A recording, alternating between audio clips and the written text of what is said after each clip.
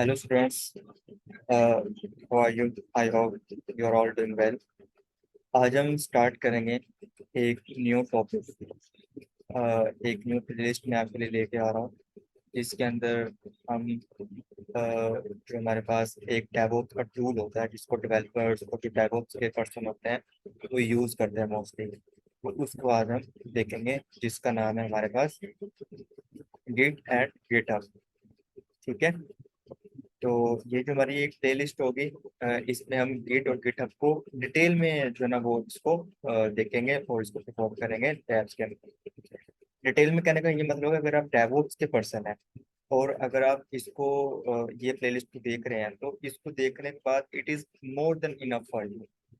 ये काफी है आपके लिए, अगर आप इतना सीख जाएंगे तो आपके लिए इतना ही काफी है। इससे ज्यादा एक डेवऑप्स को जरूरत नहीं होती जितना मैं आपको सिखा दूंगा यहाँ पे। जो भी कमांड्स होती हैं सिर्फ कमांड्स आपने सीखनी होती हैं और बाकी इसका थोड़ा बहुत कंसेप्ट होता है वो भी आपने देखना होता है। बहुत आसान चीज होती है गिट और गिटहब, इसको आज हम पढ़ेंगे। ठीक है, मैं कोशिश करूंगा इसके बाद मैं डॉकर सीके इस तरह की सीरीज भी लेके हूँ आपके लिए। चलें जी, तो आज हम पढ़ेंगे गिट और गिटहब को। स्टार्ट करता हूँ मैं। इसको पढ़ने से पहले, इसके ऊपर काम करने से पहले पहले इसका थोड़ी सी हिस्ट्री के बारे में पढ़ लेते हैं। ठीक है, एक्चुअली हमें इसकी जरूरत पेज क्यों आई, गिट और गिटहब की जरूरत हमें पेज क्यों आई। ठीक है, तो उसको स्टार्ट यहाँ से करते हैं कि फर्ज कर लें जब हम कोई सॉफ्टवेयर बनाते हैं, कोई डेवलपर या प्रोग्रामर्स जो होते हैं जब वो कोई एप्लीकेशन का सॉफ्टवेयर बनाते हैं, कोई एप्लीकेशन बनाते हैं, उसकी कोडिंग लिखते हैं बैकएंड के ऊपर। तो वो जो कोडिंग लिख रहे होते हैं ना, ऐसा नहीं होता कि अगर कोई एप्लीकेशन बन रही है, कोई सॉफ्टवेयर बन रहा है तो उसको एक ही पर्सन बैठ के बना रहा है। ठीक है, जिस तरह हो सकता है कोई एक एप्लीकेशन है और उस एप्लीकेशन का साइन इन पेज कोई और बना रहा है, एक पर्सन बना रहा है। ठीक है, उसका एप्लीकेशन का होम पेज कोई और बना रहा है, उसका डैशबोर्ड कोई और बना रहा है। तो हो सकता है तीन चार पांच डेवलपर या प्रोग्रामर मिलके इसके ऊपर काम कर रहे हैं। ठीक है, एक ही एप्लीकेशन के ऊपर। तो अगर बहुत सारे पर्सन एक ही एप्लीकेशन के ऊपर, एक ही सॉफ्टवेयर के ऊपर काम कर रहे हैं, एक ही कोड बना रहे हैं, तो ऑब्वियसली उस कोड को मैनेज करना भी बहुत जरूरी है। ठीक है, मतलब कि अगर वो कोड लिख रहे हैं तो उस कोड को रखना कहाँ पे सेफ तरीके से, उसको मैनेज कैसे करना है, उन कोड को आपस में इंटीग्रेट कैसे करना है कि अगर तीन लोग कोड के ऊपर काम कर रहे हैं तो उन्होंने आपस में कोड को इंटीग्रेट कैसे करना है। ठीक है, तो इसके लिए सबसे पहले हमारे पास जो एक कॉन्सेप्ट आया गिटहब से पहले, उसको हम बोलते हैं local BCS. Local B C S, local version control system इसको हम बोलते हैं। इसको LVCS भी बोलते हैं, local version control system. Version control system के जितने भी प्रोग्रामर्स कोड लिख रहे हैं उनको कंट्रोल करने के लिए उन्होंने लोकल वर्जन कंट्रोल सिस्टम बनाया। उसमें क्या होता है, उन्होंने यहाँ पे अपने लोकल सिस्टम को यूज किया, उनका जो अपना अपना सिस्टम था वहां पे उन्होंने कोड को सेव किया। ठीक है, लेकिन वो ज्यादा देर चला नहीं। क्यों नहीं चला? क्योंकि बाहर बहुत सारी कॉम्प्लेक्सिटी, बहुत सारे ड्रॉबैक्स आ रहे थे जिसको हमने बाद में दूर करना था। ठीक है, अब वहां पे हुआ क्या? अब वहां पे कुछ इस तरह हुआ, मैं आपको दिखाता हूँ। मेरी स्क्रीन नजर आ रही है आपको? तो यहाँ पे देखें, फर्स्ट कर लें, यहाँ पे मैं बना लेता हूँ, एक फाइल बना लेता हूँ। ठीक है, अब देखें ये एक प्रोग्राम है ना, फर्स्ट कर लें प्रोग्राम है, कोई कोड लिख रहा है। तो उसने जो ना यहाँ पे ये लिख दिया, कोड वन लिख दिया उसने। ठीक है, कोड वन लिख के सेव कर दिया उसने। इसको मैं लिख देता हूँ, ये मेरी फाइल वन है, मैं इसको यहीं पे सेव कर रहा हूँ। ठीक है, तो ये देखें, लेकिन फर्ज कर लें ये कोई 1000 के अंदर कोई कोड लिखा हुआ, हमारे पास 1000 लाइन लिखनी है। मैंने सिर्फ आपको एग्जांपल दे रहा हूँ, तो आप assume ये करें कि ये जो कोड है 1000 लाइन्स का है। तो यहाँ पे आप फर्ज कर लें कार कोई चेंजिंग करनी है इस एप्लीकेशन के ऊपर, कोई चेंज करना है हमने, कोई अपडेट करना है, यहाँ पे कोई न्यू कोड ऐड करना है, कोई न्यू फीचर ऐड करना है एप्लीकेशन के अंदर। ठीक है, तो क्या करेंगे, डेवलपर फिर अगला कोड लिखेगा, कोड टू लिखेगा, फिर न्यू लाइंस लिखेगा उसके अंदर। तो ये फर्ज करो उसने अपडेट कर दिया, अपडेट उसने चेंज कर दिया, सेव कर दिया उसने इसको। मैं दोबारा फाइल खोलता हूँ तो यहाँ पे देखिए मुझे कोड वन कोड टू दोनों नजर आ रहे हैं। लेकिन फर्ज कर लें कि जो कोड टू जब उसने अपडेट किया कोड को, तो वहां पे सेट नहीं बैठा। ठीक है, हो सकता है वो आपस में कोड इंटीग्रेट नहीं अच्छे से हुआ, तो वो एप्लीकेशन के अंदर कोई इश्यू आ रहा है, अब एप्लीकेशन हमारी नहीं चल रही। ठीक है। अब डेवलपर क्या करेगा, अब डेवलपर रोल बैक करना पड़ेगा। रोल बैक का मतलब ये होता है कि प्रीवियस वर्जन के ऊपर वापस आना पड़ेगा कि वो ये चाहेगा कि जो कोड पहले चल रहा था मैं वहीं पे चला जाऊं, इस कोड को मैं रिमूव कर दूं जो मैंने पहले ऐड किया हुआ है। तो अब अगर इसको तो मैं रिमूव कर सकता हूँ, ये तो एक लाइन है मेरे पास ऐसे करके। लेकिन फर्ज कर लें जो 1000 लाइन्स के अंदर कोड लिखा होता है, तो कैसे वो रिमूव करेगा। ठीक है। तो वहां पे कॉम्प्लेक्सिटी क्या आ रही थी, वहां पे हम रोल बैक नहीं कर सकते थे, प्रीवियस वर्जन के ऊपर नहीं आ सकते थे।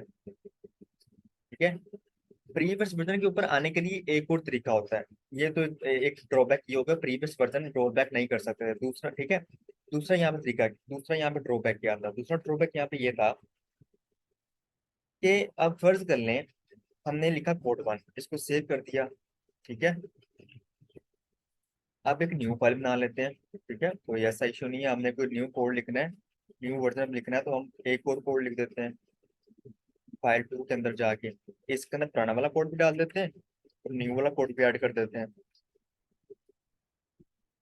ठीक है, इसको मैंने सेव कर दिया, उसको मैं नेम दे देता हूँ फाइल टू का। अब देखें, पहले ये कोड चल रहा था।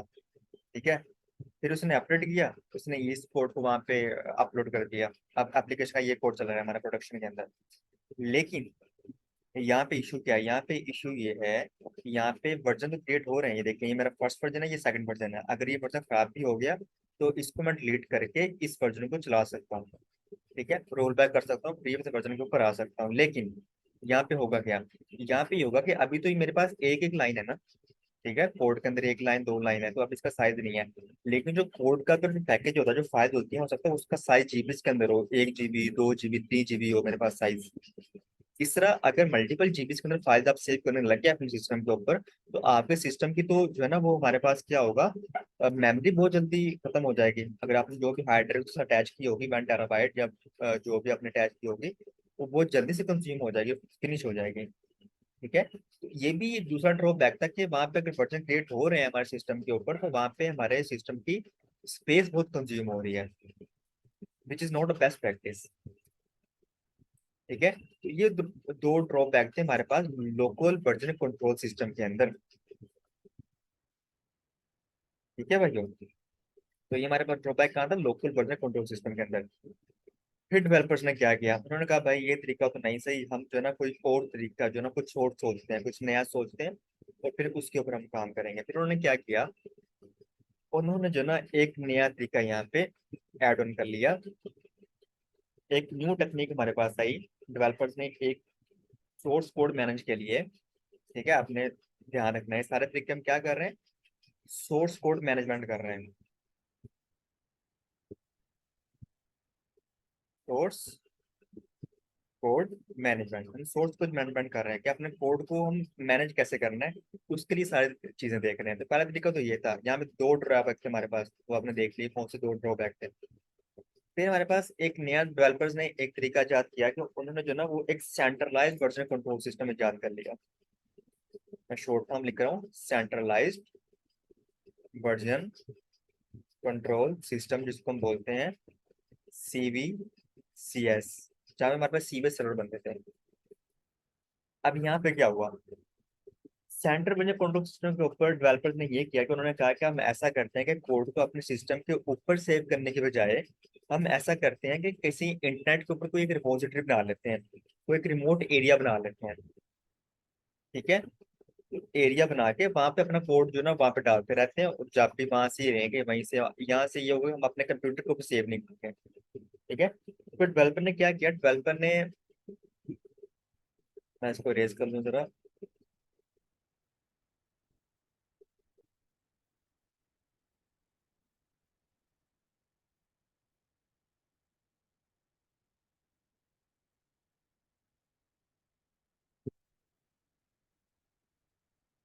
सोर्स कोड मैनेजमेंट, ठीक है, तो डेवलपर ने फिर क्या किया, CVCS के अंदर, सेंट्रलाइज्ड कंट्रोल सिस्टम के अंदर, उन्होंने जो ना इंटरनेट के ऊपर कहीं पे एक रिपोजिटरी बना ली। ठीक है, एक जो है ना रिपोजिटरी मतलब कोई एक स्टोरेज बना ली कहीं क्लाउड के ऊपर बना ली, या इंटरनेट के ऊपर कहीं भी उन्होंने सेव कर ली। ठीक है, तो वो हमारी होगी रिपोजिटरी।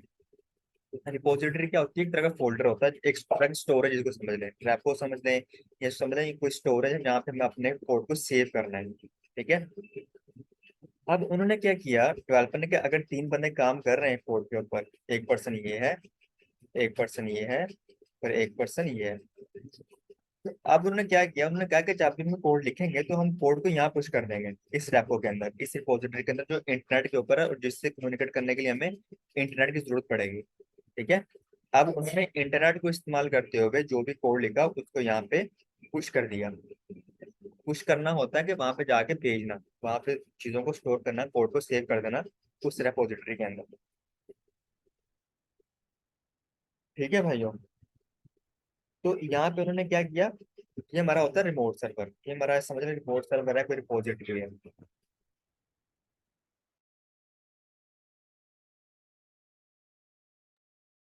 तो ये हमारा था रिमोट सर्वर, जिसको हम रिमोट सर्वर भी बोल सकते हैं, रिपोजिटरी भी बोल सकते हैं, रिमोट रिपोजिटरी भी बोल सकते हैं।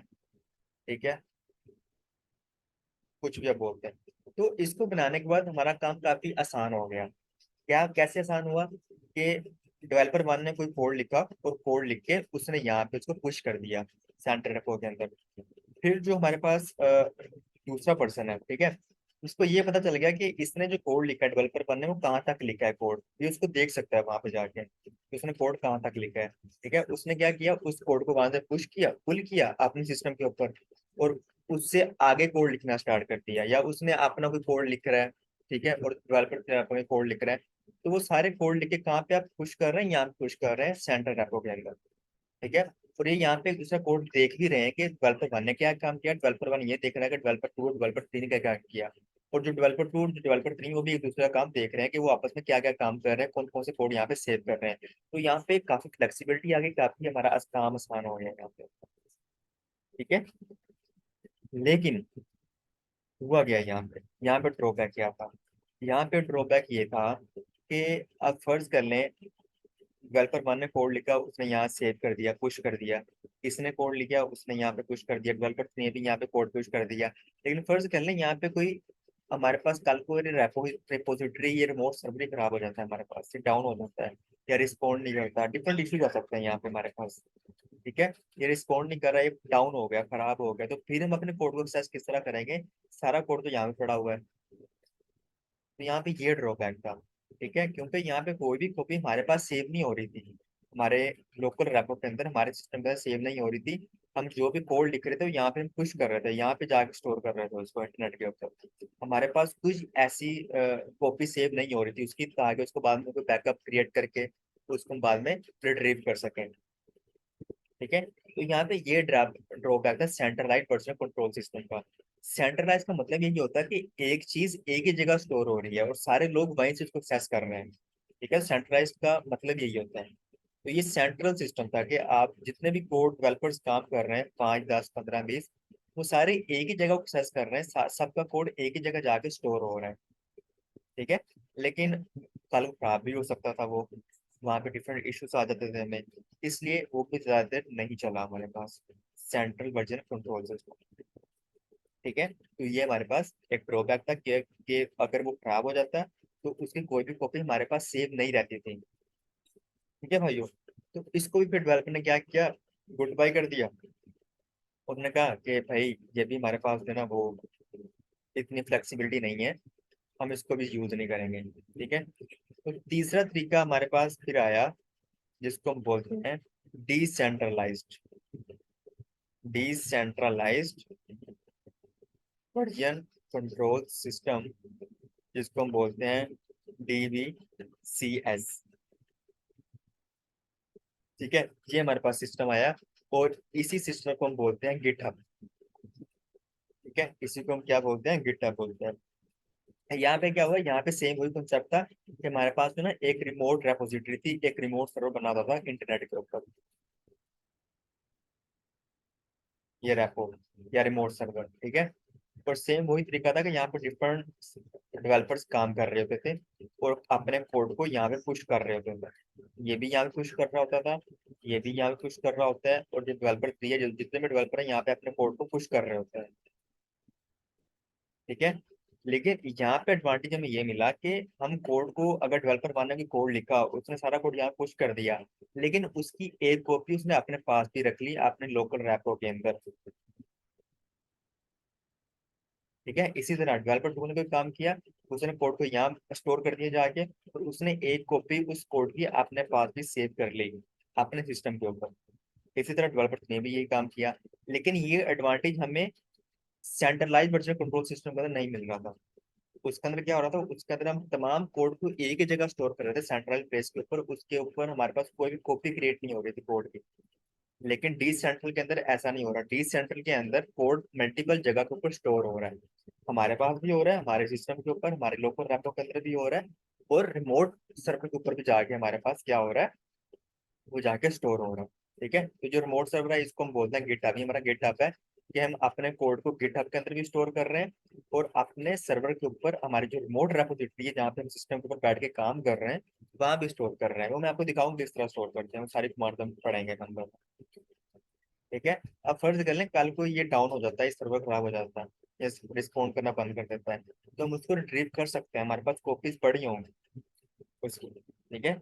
सारी कॉपीज तो नहीं पड़ी होंगी उसकी, लेकिन जो है ना, हमारे पास कुछ ना कुछ अपडेटेड कोड तो हमें मिल जाएगा, जो लेटेस्ट एक दो कमिट हुए होंगे, लास्ट जो हमने एक दो चेंजेस की होगी, वो मिल जाएंगी। ठीक है। तो यहाँ पे सेंट्रल वर्जन कंट्रोल सिस्टम से बेहतर यहाँ पे कुछ हमें फ्लेक्सिबिलिटी मिल रही है यहाँ पे। ठीक है। तो यही हमारे पास जो है ना, वो एक एडवांटेज था कि हम यहाँ पे क्या कर रहे हैं, यहाँ पे हम अपनी रिमोट रैपो के अंदर भी चीजों को स्टोर कर रहे हैं, इसको बोलते हैं लोकल रैपो। लोकल रैप ये हमारी होती है लोकल रैप। ये सारे कि हम अपनी लोकल रैप बन जाते हैं। मैं आपको दिखाऊंगा एक लोक, जब भी हम गिट गिटअप के ऊपर काम करते हैं, तो हमारी एक लोकल रैपो बन जाती है। ठीक है। और उस लोकल लोकल रैपो के अंदर हमारा कोड्स जाके सेव हो जाता है, एक कॉपी सेव हो जाती है, और जो कॉपी वहां पे सेव होती है, वही हम यहाँ पे भी उसको पुश कर देते हैं। तो अगर यहाँ से रिमोट सर्वर हमारा खराब हो जाता है, तो हम उसको यहाँ से भी एक्सेस कर सकते हैं, तो हमें एक दो कॉपीज मिल जाएंगे।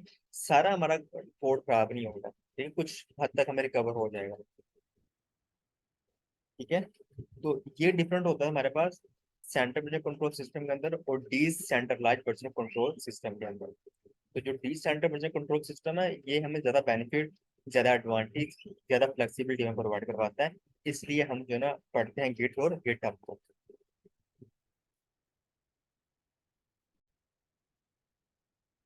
तो अब हम बात कर लें गिट और गिटहब की, हम बात कर लेते हैं गिट और गिटहब काम किस तरह करते हैं।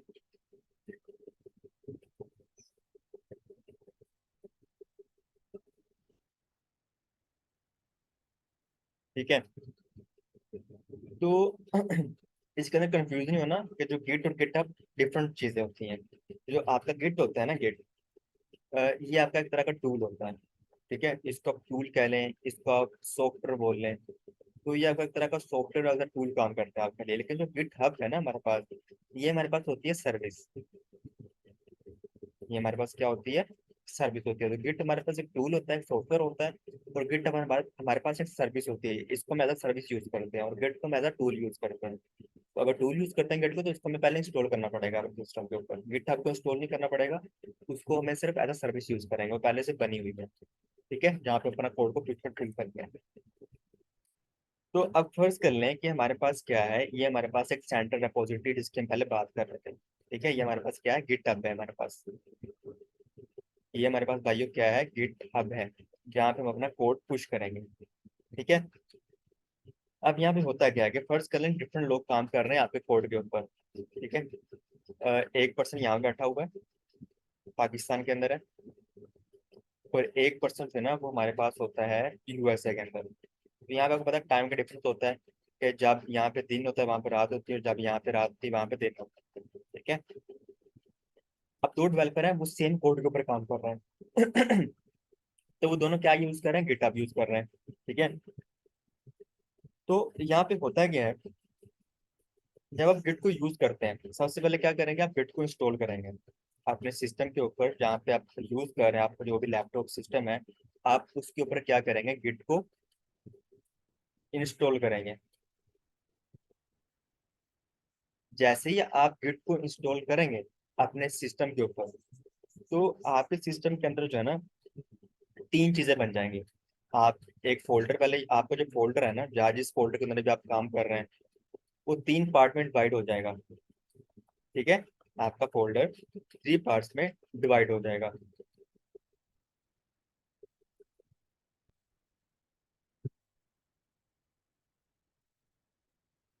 इसी तरह यूएसए वाला बंदा भी अपने सिस्टम के ऊपर पहले क्या इंस्टॉल करेगा, गिट को इंस्टॉल करेगा। उसका जो, जब भी हम गिट को यूज करेंगे तो गिट को किसी ना किसी फोल्डर के अंदर जाके यूज करते हैं।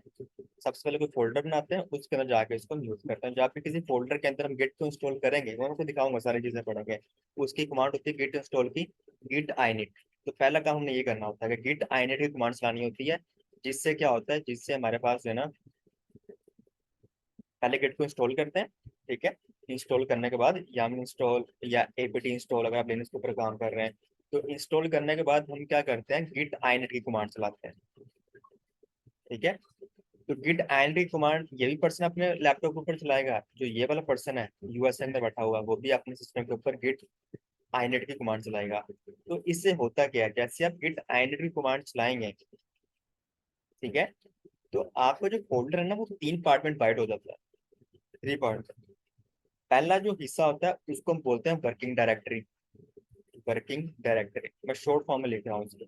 ठीक है, जो सेकंड पार्ट होता है वो बन जाता है हमारा स्टेजिंग एरिया। Staging area. जो थर्ड पार्ट हमारे पास होता है, वो हमारे पास होता है लोकल रैपो। जो हमारे पास लोकल रैपो बन जाती है।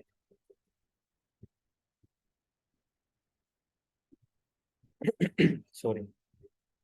तो ये तीन फोल्डर में एक ही नजर आएगा, फोल्डर में तीन नजर नहीं आएंगे, लेकिन बैकएंड के ऊपर काम ऐसे ही चल रहा होता है। ठीक है, आपको कभी भी working directory, staging area, local rapport अलग अलग नजर नहीं आएगी, एक ही फोल्डर आपको नजर आएगा, लेकिन ये चीजें बन जाती हैं ऑटोमेटिकली। ठीक है, आपको नजर नहीं आती। तो सबसे पहले हमने क्या किया, गिट को इंस्टॉल किया। गिट को इंस्टॉल करने के बाद हमने गिट आइनिट की कमांड चलाई।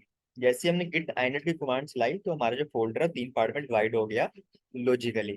ठीक है, एक को हम बोलते हैं वर्किंग डायरेक्टरी, दूसरे को हम बोलते हैं स्टेजिंग एरिया, और तीसरे को हम बोलते हैं लोकल रैपो। ठीक है, अब हमने ये पढ़ा था कि जो डेवलपर होता है कोड लिख रहा होता है, तो जब भी कोई डेवलपर कोड लिख रहा होगा, कोड को मॉडिफाई कर रहा होगा, कोड को एडिट कर रहा होगा, मतलब कि कोड के ऊपर कोई भी काम कर रहा होगा, तो वो हमेशा कहाँ पे करेगा, इस डायरेक्टरी के अंदर करेगा, वर्किंग डायरेक्टरी के अंदर करेगा। ठीक है, जब भी कोई डेवलपर कोड के ऊपर काम करेगा, तो हमेशा कहाँ करेगा, इस डायरेक्टरी के अंदर करेगा, वर्किंग डायरेक्टरी के अंदर। जब उसने देखा कि मैंने कोड लिख दी है, ठीक है, उस कोड को मैंने कंप्लीट कर दी, कि मैंने फाइल बना ली कोड की, अब वो क्या करेगा, सेकंड स्टेप उसका ये होगा कि उसको स्टेजिंग एरिया के अंदर डालेगा। वर्किंग डायरेक्टरी से कोड को उठाएगा, तो कोड को उठा के स्टेजिंग एरिया के अंदर उसको पुश कर देगा, स्टेजिंग एरिया के अंदर उसको ऐड कर देगा। स्टेजिंग एरिया क्या होता है, स्टेजिंग एरिया के अंदर जो है ना, हम चीजों को फाइनलाइज करते हैं कि भाई ये चीजें हैं जो हमने फाइनलाइज कर दी, अब इसको हमने कमिट करना है। ये हमारी फाइनलाइज है, अब इसको हमने जो है ना कोड को यूज करना है। ठीक है, तो यहाँ पे चीजों को हम फाइनलाइज करते हैं स्टेजिंग एरिया के अंदर। उसकी अलग कमांड होती है। फिर हम क्या करते हैं, स्टेजिंग एरिया से हम फिर एक कमांड चलाते हैं। उसके थ्रू हमारा क्या होता है, हमारा स्टेजिंग एरिया से कोड निकल के यहाँ पे क्या आ जाता है, लोकल रैपो के अंदर आ जाता है।